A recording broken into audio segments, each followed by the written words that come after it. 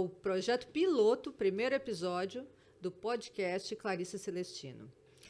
Esse podcast nasceu com o propósito não só de ajudar os colegas dentistas, mas sim de esclarecer muitas dúvidas para os pacientes e para as pessoas que têm muito interesse em fazer odontologia e que não têm a menor ideia de como é a odontologia nua e crua.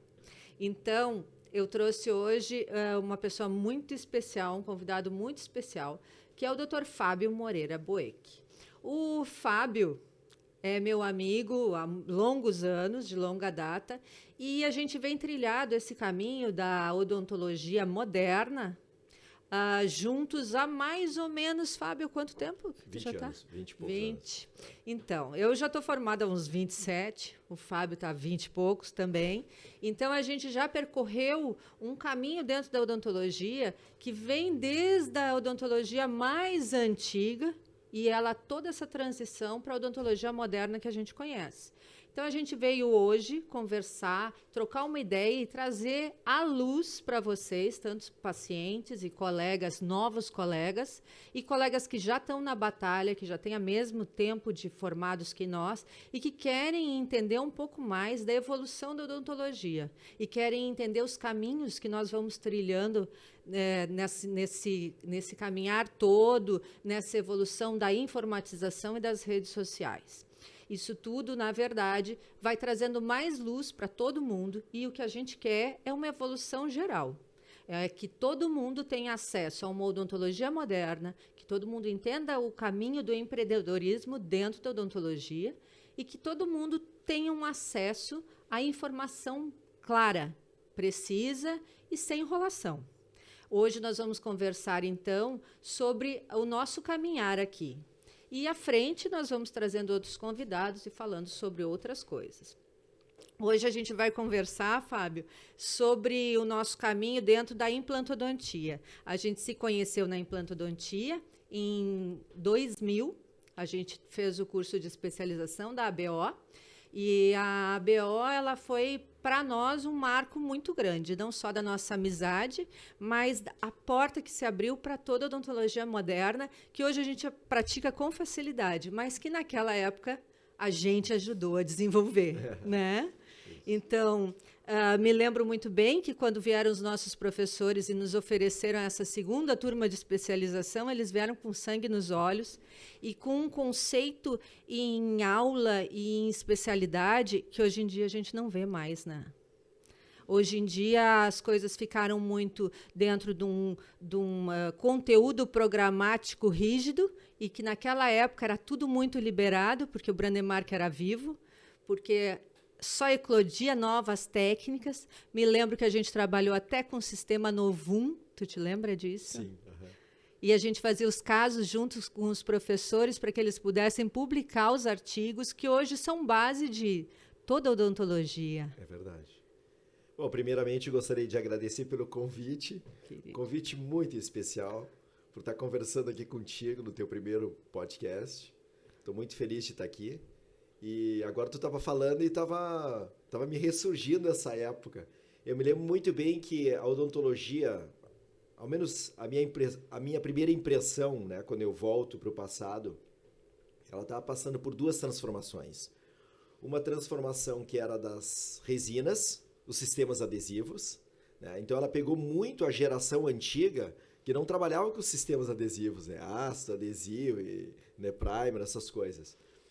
E depois entrou a parte da implantodontia, que de certa forma pegou aquela geração mais antiga que não quis se atualizar, pegou na saia, né, de sapato alto e tirou fora do mercado, porque a implantodontia modificou por demais os conceitos de reabilitação oral. E a gente pegou esse nascer. Eu me lembro também que os próprios equipamentos eles eram rudimentares. Nossa! Tu fixar um implante de 5 milímetros Brandemark totalmente maquinado, sem superfície tratada, numa mandíbula próximo do do nervo. Era um desafio na época. Nossa, né? e o tempo de cicatrização, que hoje é semanas, ou é feito tudo na hora, naquela época, tu te lembra que a gente esperava 6 meses, 4 meses, e a gente viu essa evolução e essa revolução acontecendo bem ali em 2002, já mudou tudo.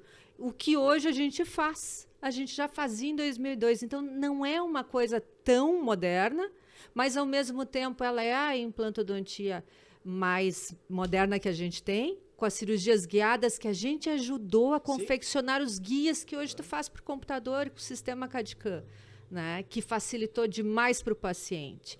Eu não sei quanto tempo tu demora assim para deixar um paciente hoje em dia reabilitado. Mas naquela época tu tem uma relação de como tu trabalhava e como tu trabalha hoje? Mudou muito, né? Eu me lembro a primeira vez que eu abri um implante, né? Fiz a cirurgia de reabertura e eu toquei no implante. Era tão rudimentar naquela época, as informações eram tão escassas, que tu tá te esquecendo de uma coisa que é muito importante, onde a gente buscava as informações. E a internet era rudimentar naquela época também. Meu Deus! Né? Então, quando eu toquei no implante com o instrumento, eu disse, pô, isso aqui se integra mesmo. Olha o que é as coisas. Porque a maioria dos materiais que nós utilizávamos, tanto para seguir como referência, para se habilitar cientificamente para poder trabalhar, praticamente era tudo em inglês. Né? Não tinha tradutor, te lembra? Que não existia tinha tradutor, essa possibilidade? Não tinha, o tradutor era o dicionário mesmo. Até que tu pegasse um volume de artigos e depois vai embora. Vai indo. E realmente foi assim uma época que pode se dizer desbravadora, né? Isso. Tanto para nós quanto para os próprios docentes, quanto os próprios professores que nos ensinavam essa nova modalidade da odontologia. E isso veio num crescente que, para mim, o pontapé inicial foi esse, mas aí tu falou bem dos sistemas adesivos, que são as restaurações que a gente tem hoje, que são muito superiores, e as próteses, e inclusive os laminados cerâmicos, que são as lentes de contato, que agora popularizou de um jeito que perdeu um pouco, não sei como tu vê, mas para mim perdeu um pouco do sentido original, virou assim um comércio, sem muito embasamento científico, sem muita critério de seleção do paciente, e está seguindo nesse caminho assim, né, de muito desenvolvimento tecnológico, muito desenvolvimento de sistemas, mas eu acho que o dentista hoje ele esqueceu um pouco de procurar essa base científica e essa seleção criteriosa do caso para ele manter um sucesso, para a pessoa continuar tendo sucesso. Tu vê dessa forma na tua clínica? Sim, eu vejo dessa forma, principalmente quando tu entrelaça a relação entre a cerâmica e as resinas com o mesmo propósito, de facetas. E são materiais diferentes, com comportamentos diferentes, comportamentos físicos diferentes. E tem previsibilidades de sucesso diferente. E hoje existe um avanço também muito grande da parte das resinas. E um outro detalhe importante é que eu me lembro que tu estava falando ali de cirurgia guiada, né? Eu me lembro que eu comecei com cirurgia guiada ou 2005 ou 2006. Ou 2005 ou 2006. Mas lá no nosso curso, a gente começou com prototipagem, que a gente mandava para Brasília, né? E lá eles faziam protótipos e a gente fazia dentaduras incolores para poder passar no tomógrafo e ter uma espécie de cirurgia guiada que a gente confeccionava a guia à própria mão. Aquilo ali era extremamente rudimentar, atingiu o propósito, é óbvio, mas não com tanta precisão que hoje a gente tem. Mas, querendo ou não querendo, isso foi o desenvolvimento, foi o processo de desenvolvimento do que a gente tem hoje. Tu te lembra que a gente chegava a esperar coisas vindas da Suécia por meses? O Procera, que era um sistema que se usava, meses, e hoje a gente, questão de horas tu já tem, né? E que se tornou inviável, justamente pelo fluxo, né, de trabalho da relação do Procera com a necessidade do dentista. Né? E aí o que eu vejo, assim, com toda essa evolução, é que o dentista hoje ele não entende de onde veio todo o processo que ele usa, ele não entende muito bem quais são as finalidades, o porquê que evoluiu dessa forma, e ele fica um pouco perdido no que vai escolher para cada caso. E não entende muito bem, falta um embasamento um pouco mais científico de como escolher o melhor material e o melhor produto para oferecer para o seu paciente. Porque, na verdade, o que eu entendo atualmente de odontologia é que a odontologia ela deixou de ser uma coisa assim tão sonho, né, do paciente, quero ter saúde, para ser um real, tu tá vendendo a saúde, né, tu tá dando a tua mão de obra, o teu conhecimento, oferecendo saúde para o paciente, mas em contrapartida tu precisa cobrar para aquilo ali e cobrar bem do paciente para que ele tenha um resultado satisfatório no final. E esse processo de escolha de material com a escolha do paciente adequado para receber essa reabilitação é que eu acho que ficou um pouco perdido. Muitos colegas nossos escolhem um material mais caro ou solicitam para o paciente um tratamento exagerado e que não vai trazer um benefício para ele tão bom a longo prazo, tendo em vista a dificuldade de manutenção. Né? Para alguns pacientes, um trabalho mais simples traz muito mais benefício e longevidade do que um trabalho muito complexo, para quem não tem facilidade de motricidade, de higiene. Né? Eu penso assim, o paciente mais idoso tem necessidades diferentes de um paciente mais jovem, até em termos de manutenção daquilo ali. E muitos colegas fazem um overtreatment, exageram o tratamento, com uma finalidade que às vezes a gente fica se perguntando o porquê, né? Que tu não facilita o paciente, não facilita o tratamento do paciente e ele acaba perdendo muito do trabalho por não conseguir fazer uma manutenção adequada daquilo ali, por exigir um pouco mais de precisão e destreza para limpar, para higienizar os seus dentes. Porque o que a gente quer não é só um final bonito, mas também uma manutenção do resultado, né? E eu acho que muitos colegas se perdem nesse meio termo, na avaliação do paciente adequado. No planejamento. No planejamento. No planejamento. E um detalhe importante, tu estava falando a respeito da questão relacionada aos novos materiais. Nós estamos misturando as coisas, né? A beleza com os novos materiais e tal. E eu, quando trabalho com pessoas de idade, o foco principal para mim não é a beleza. O foco principal para mim é tirar do trabalho que eu estou colocando nesse paciente a jovialidade. Uhum. Sabe aquela coisa assim, por exemplo, um paciente com mais idade, tu deixar os dentes bem brancos, o paciente se veste bem, aquilo transmite uma sensação de saúde. E quando eu trabalho com pacientes mais jovens, realmente aí eu procuro utilizar todas as tecnologias, DSD, sistemas CAD/CAM, para poder chegar no máximo da beleza que o sorriso pode ser adquirido com o trabalho naquela paciente mais jovem. Né? Essa questão da relação, a impressão que eu tenho é que tu tocou num assunto que parece que as coisas estão meio estranhas hoje, da relação de como os dentistas abordam os planejamentos. Muitas vezes esses planejamentos eles fazem realmente um sobretratamento e isso causa problemas para o paciente ao longo prazo. Né? E isso é uma realidade, mas eu acho que isso é uma realidade também porque houve uma mudança muito expressiva na própria educação dentro das universidades. Uhum. Tu lembra que quando nós fizemos a faculdade, nós tínhamos as cadeiras específicas. Eu não sei o que isso trouxe para nós, dentistas, hoje, mas eu acho que ali houve uma transformação, desde a época da faculdade. Então, a gente tinha as cadeiras separadas, onde o aluno trabalhava especificamente numa determinada área, ele se obrigava a aprender aquela área, né? Sim. Depois ele ia para as clínicas, quando ele já estava num nível acima. A impressão que eu tenho é que hoje as coisas estão meio misturadas, associado a um movimento tecnológico de grande expressão. Hoje tu tem dentro do consultório possibilidades enormes de tratar teu paciente num nível tecnológico muito, muito forte.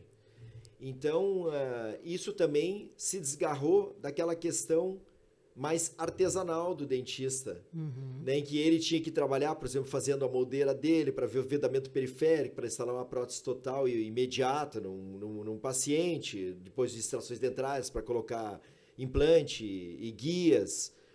E hoje as coisas elas já vêm do laboratório prontas já. E talvez seja essa desconexão entre tu saber fazer o trabalho na cozinha e tu receber o trabalho pronto. Pode ser que exista uma desconexão entre o conhecimento, não, mas o laboratório está fazendo isso lá. E tu poder identificar as falhas e fazer uma odontologia de qualidade, uma odontologia boa. Sabe o que eu reparo? Como eu tenho laboratório próprio e atende outros colegas, né? Eu reparo que, assim, o colega não sabe muito bem o que é feito no laboratório. Ele não teve esse conhecimento básico. Então, ele não entrega aquele preparo do dente que deveria obedecer normas técnicas específicas, mas que é o produto final no máximo de qualidade e de perfeição que ele não pôde originar. Mas ele quer o retorno final. Então, o que eu digo sempre assim, não vai ser possível, tu tem que explicar, digo, né, para o protético, tu tem que explicar que isso vai retornar para o colega melhorar aquele aspecto, senão ele não vai receber o que ele está querendo. Porque não adianta, por mais que tenha evoluído, existem coisas que a gente precisa ter o conhecimento para poder pedir e ter o retorno.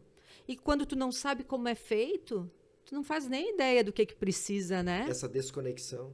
Né? Ali falta tu entrar, né, dentro da cozinha e entender como faz o processo. E não tem mais, hoje em dia eu não vejo isso. E uma outra coisa que muito... Hoje a máquina faz. E eu vejo assim uma coisa muito desconexa também, é que na época a gente saía e como a gente passava por todas as etapas e toda a formação, a gente saía entendendo que a estrutura facial é mais importante tu devolver uma boa mordida para o paciente, uma dimensão correta para o paciente. E isso aí que ia proporcionar para ele uma longevidade de trabalho, de dentes e de tudo mais. Hoje em dia eu vejo que quem se forma diz assim para mim, e eu atendo vários que dizem, eu quero fazer harmonização. E a minha resposta é, tudo bem, a harmonização é menos cara para quem está iniciando uma profissão. Com certeza que é menos cara, eu não preciso de um equipamento, não preciso de compressor, mas tu tem que entender a base. E essa base, se tu não fizer odontologia convencional e não entender dessa base, tu não consegue restabelecer um bom padrão de tecido mole, de face, porque tu não está vendo onde está o problema original, né? Que é uma falta de maxila, que é uma falta de dente de pré-molar. Tem gente que preenche isso aqui, mas o paciente não tem dente nessa região e vai ficar a vida inteira preenchendo, porque enquanto não botar 2 dentinhos, 2 implantezinhos, isso aqui não vem para fora. Então, eu digo que é um descompasso. Tem que entender o básico, o esquelético, o funcional, para depois tu entender o contexto em 3D. É que todos os equipamentos estão fornecendo uma visão 3D, mas quem está olhando não tem o conhecimento para destrinchar a imagem, né? E é isso que eu acho que falta hoje em dia. Está tudo muito rápido, muito acelerado, mas o dever de casa, o entrar na cozinha, o fazer a sua lição de casa não tem sido feito. Então, eles saem muito com uma ideia. Eu vejo que o dentista sai com uma ideia, mas essa ideia ela tem que ser repensada. Não é partir para o mais fácil que a gente vai conseguir um resultado melhor a longo prazo. É voltando e fazendo o básico, entendendo mais sobre a sua odontologia, sobre dentes, sobre formação óssea, sobre desenvolvimento, movimentação dentária, para depois tu ir para fora, para uma face. Eu enxergo assim, que a harmonização é um complemento de tudo que a gente faz dentro da boca. Que a gente rejuvenesce demais um paciente quando a gente coloca os dentes que faltam.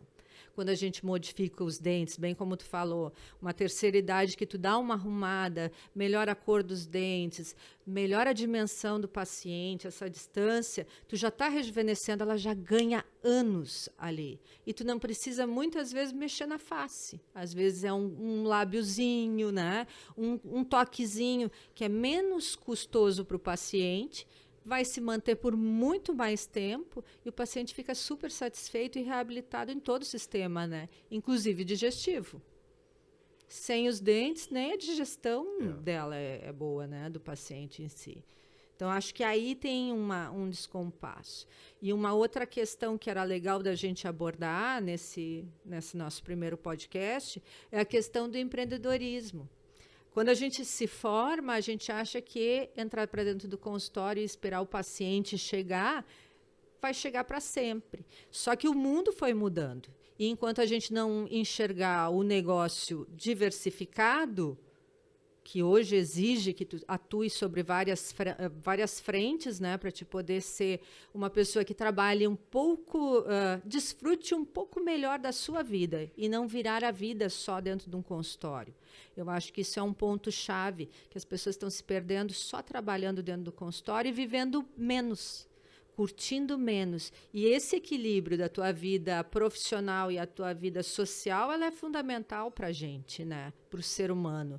E acho que as pessoas estão só vivendo dentro do consultório, porque não diversificam, né? Mas você está falando de empreendedorismo ligado à profissão ou uma busca de uma outra atividade? Eu acho que as duas coisas são importantes. Tanto dentro da profissão a gente enxergar as relações entre vários colegas, oferecer várias coisas e ter várias parcerias dentro do consultório, e tu ter fora, como o teu caso, que trabalha outra frente, que é totalmente diferente da odontologia, mas que também vai te suprir, né? Vai te suprir, vai te equilibrar e vai te dar o prazer, vai te dar um pouco mais de tempo para curtir a tua vida social e tudo mais. Que também a vida do dentista só no consultório é coluna, cervical, né? A gente precisa de uma vida de atividade física, um outro escape de energia, né? Fábio, me conta como é que é o teu caminho dentro do empreendedorismo que tu pratica na odontologia. Eu sei que tu trabalha com outras coisas que não são só com odontologia. Conta para nós a tua experiência. Sempre quando a gente conversa sobre empreendedorismo e eu com essa minha atividade fora da área da odontologia, eu acho que o empreendedorismo ele é inquietude. Então, o dentista ele tem que ser inquieto, porque as tecnologias elas vêm, é muito rápido, e tu tem que entrar nessas tecnologias. Tu tem que conhecer essas novas técnicas, esse fluxo novo de trabalho, porque isso, de certa forma, alimenta a vontade de tu exercer a tua profissão. Não pode ficar parado, porque se tu fica parado, aquilo ali vai perdendo a motivação, né? Então, o empreendedorismo, para mim, é essa questão da pessoa ser buscadora. Não é todo mundo que tem essa característica. Então, muitas vezes, protela ou demora para se dar conta que a pessoa precisa se mexer, né? E também com a tendência de a pessoa ir ficando mais velha, é possível que essa pessoa ela fique mais acomodada ainda, né? Uhum. Então, é só um chamamento no sentido de que a vida é buscar as coisas, porque isso estimula e motiva a gente a viver. Em relação ao meu negócio, que é o negócio de oliveiras... Tu poderia nos contar, na verdade, a tua trajetória, porque os olivais é uma coisa recente, mas eu te acompanho e eu sei que tu vem investindo em coisas diferentes há muito tempo. É. Eu me lembro de histórias tuas fantásticas dentro dessa seara diferente que é essa parte de empreendedorismo fora da odontologia. Eu acho isso aí fascinante e com certeza isso aí motiva muita gente que muitas vezes não sabe muito bem para onde vai. Conta para mim o teu caminho. Vou contar o caminho relacionado com a olivicultura, tá? Eu acho que foi por volta de 2004, 2005, eu, com um familiar, um cunhado, a gente resolveu fazer um mato de acácia e eucalipto. Eu me lembro dessa história da acácia. E assim, a gente estava imaginando assim, mas olha, uma grana no final, né? Para cortar a madeira, nós ia tirar uma grana, porque o mercado na época estava muito quente, a China estava comprando muita madeira do Brasil, só que não foi essa a realidade, né? A China começou a mudar toda a estrutura dela de exportação e importação. Bom, a gente acabou com o mato praticamente não valendo nada, tá? E aí, eu não estava precisando de grana, ele também não estava precisando de grana, vamos deixando o mato lá, daqui a pouco o dólar levanta, e, né, essa coisa toda. E o dólar não levantou, a China não comprou. Mas aí o agrônomo nos ligou. Olha, tem o besouro do mato, que vai acabar com o eucalipto e a acácia de vocês. Eu e meu cunhado tivemos que dar um fim no mato, né? Bom, a história assim, ó, chegou. Vou falar em números, tá?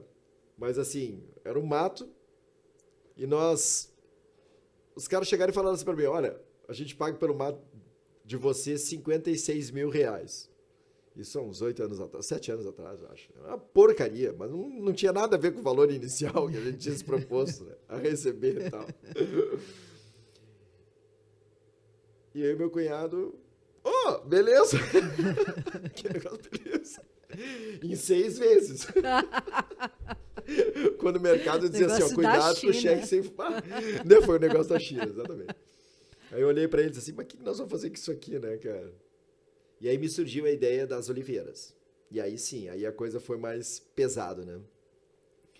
Porque as oliveiras, elas são um tipo de empreendedorismo que tu tem que dominar uma coisa que tá fora da cidade, né? Que é campo, né? Mas é campo mesmo. A cássia tu deixa lá, cresce e tal, mas a oliveira não. A oliveira tem que dar fruto, né? Então, toda árvore que tu tá com a expectativa de tirar fruto dela, é um trabalho completamente diferente. E começamos com esse projeto das oliveiras, agora a gente está na nossa segunda safra, estamos escolhendo e produzindo um azeite de excelente qualidade. Maravilhoso. Excelente qualidade, assim, mas assim, praticamente a olivicultura do Rio Grande do Sul, olha, dá para quase dizer de geral que os azeites são excelentes, são top. E tem provado isso nos concursos mundiais, estão tirando em primeiro lugar em tudo que é, né, tudo que é concurso aí, né? E então agora, claro, eu vivo essa questão de orçamento, gestão do negócio, gestão de pessoas. Às vezes tem operações, né, que a gente trabalha com as olivas, que são operações grandes, com muita gente no campo. Então, tem a questão de segurança do trabalho.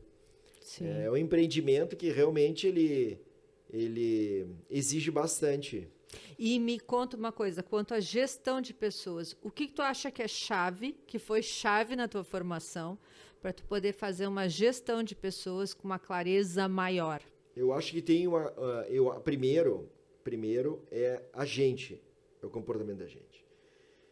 Então, ao longo dos anos no meu consultório, eu vim mudando a maneira com que eu me relaciono com a secretária ou as secretárias do consultório, entendeu? Uhum. Às vezes a gente cria uma expectativa de que porque tu contratou um cara que vai te prestar serviço, um empregado ou uma secretária, que ela tem que pensar como tu pensa. Sim. Então, existe uma coisa muito importante que é tu ter esse pensamento. Que não é porque tu não alcançou o resultado com aquele determinado funcionário que ele não possa adquirir isso. E isso ele adquire com treinamento. Então, existe uma coisa muito importante na relação entre o patrão e o funcionário. E tu acha que isso aí a PNL te ajudou? Eu acho que a programação neurolinguística ela me ajudou em várias coisas, em tudo na minha vida, modificou minha maneira de ser, de pensar. E tua formação foi até trainer? O Fábio é practitioner, master em PNL e trainer.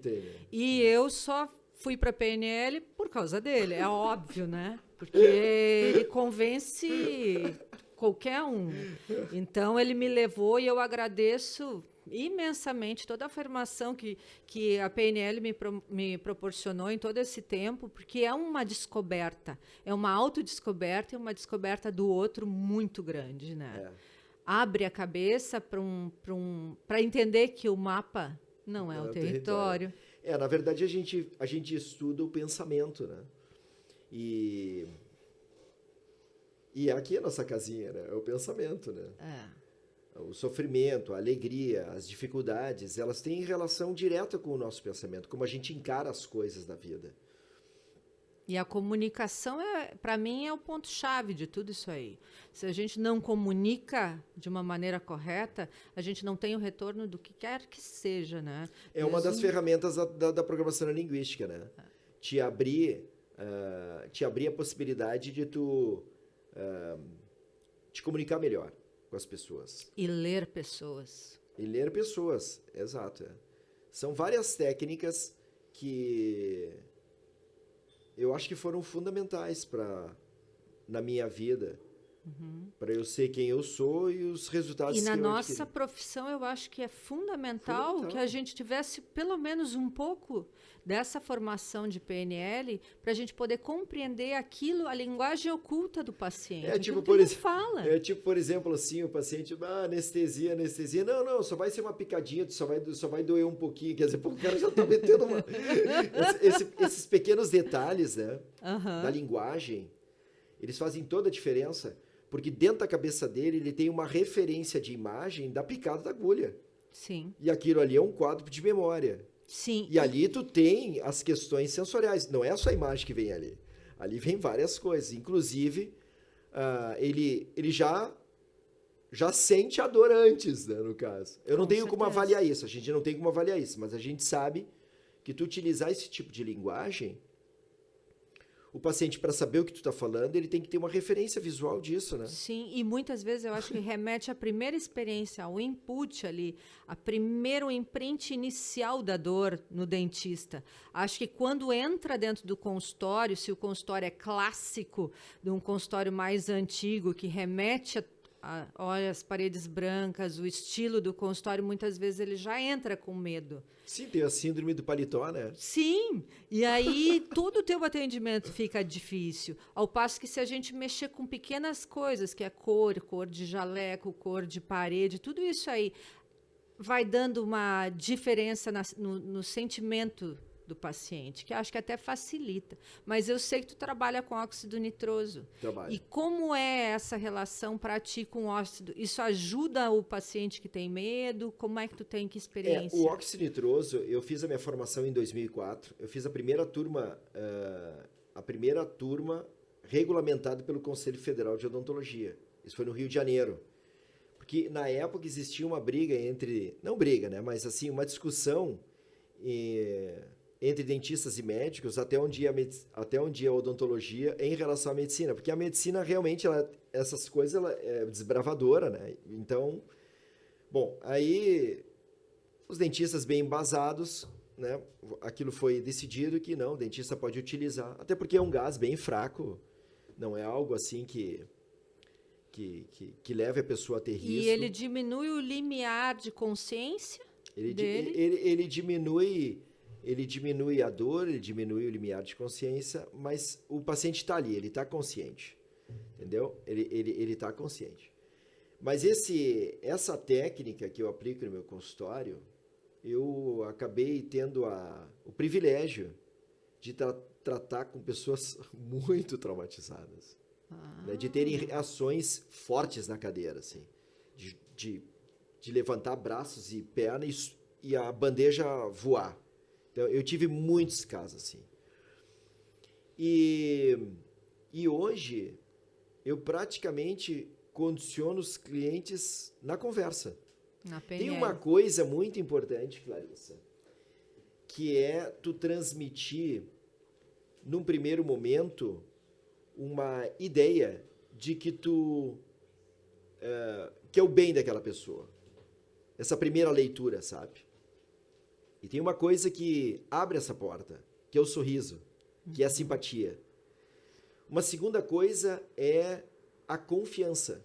Gente, quem está na área de odontologia aproveita que são dicas que não se repetem em qualquer lugar. Sorriam, né? Cumprimente o seu cliente.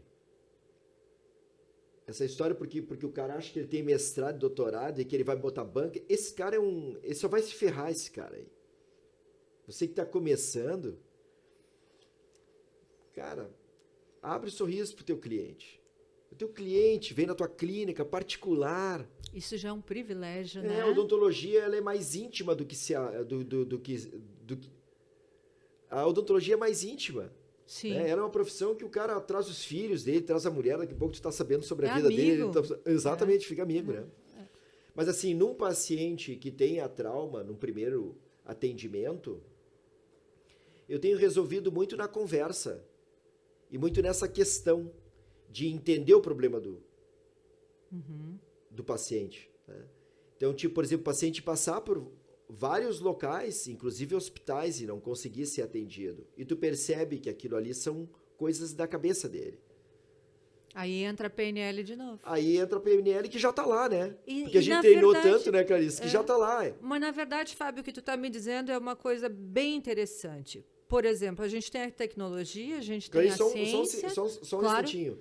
E não é só para paciente que responde dessa maneira para o atendimento odontológico. Porque isso é péssimo, né? O cara não ter atendimento odontológico. Mas as reabilitações hoje são muito grandes. Os caras fazem um laminado de boca inteira. Ele vai ter que ficar ali na cadeira. Então, reabilitações com enxertos ósseos, né? Com várias fixações de implantes. Ele tem essa questão, ela entra para dentro da clínica mesmo. O colega, ele pegando o hábito de trabalhar o seu cliente no aspecto esse da confiança. Emocional, a empatia. A empatia. Eu recebo muita paciente que pede... Desculpa, eu te cortei. Capaz, pelo amor de Deus, estou de casa. Eu tenho muita paciente que tem medo, não só da parte odontológica, mas também da parte de harmonização.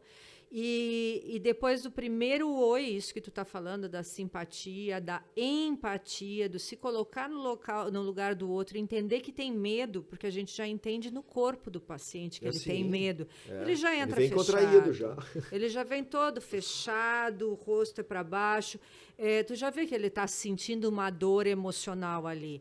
E isso tudo, embora tenha tecnologia, o óxido nitroso, tudo mais... O mais importante é tu saber como chegar ali no paciente e mostrar para ele que tu entende a dor dele e que tu sabe o que ele está sentindo e te colocar à disposição. É isso aí que, para mim, é a chave de tudo, hoje em dia. Eu entendo que, antigamente, a gente era...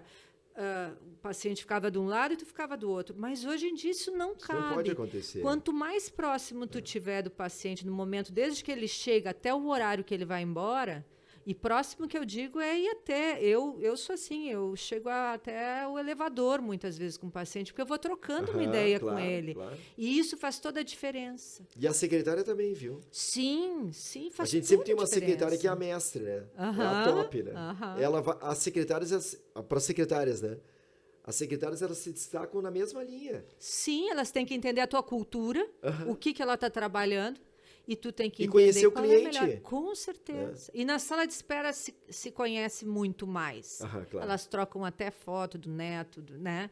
Então, eu acho que isso aí tudo faz parte de tu fidelizar um paciente, mas muito além de fidelizar, é tu trazer ele para perto de ti. Ele vai entender as limitações do caso dele, ele vai entender tudo que exige, vai entender a parte dele e a nossa parte. Acho que isso fica muito mais humanizado, né?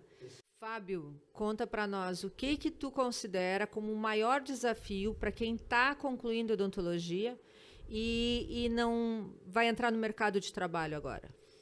Eu acho que o primeiro maior desafio é a mudança. Normalmente a saída da universidade e a entrada no mercado de trabalho, ela é forte, essa mudança. Porque ela acompanha outras coisas também. Normalmente o recém-formado, ele já está se preparando também para sair de casa, né? Sim. Então, já existe um ambiente diferente do que ele estava acostumado, naturalmente. A segunda questão é a própria capacitação dele. A gente para tu te tornar um bom dentista, tu tem que te capacitar. Então, isso às vezes envolve especializações de 2, 3 anos, cursos, aperfeiçoamentos. E não só isso, como os anos ao longo dos anos, tu ir pegando todos os casos pertinentes àquela especialidade. Isso não é uma coisa de um ano para o outro. Isso são estágios, né? Escalas. Sim. E então o que eu acho que seria um bom conselho é, primeiro, para as pessoas que estão lá na base da faculdade, não escolherem a sua especialidade dentro da universidade, para não correrem o risco de deixar uma área que muitas vezes é fundamental. Imagina o cara, eu não gosto de periodontia, imagina a base que ele não perde em termos de saúde e preservação de todos os trabalhos da carreira dele.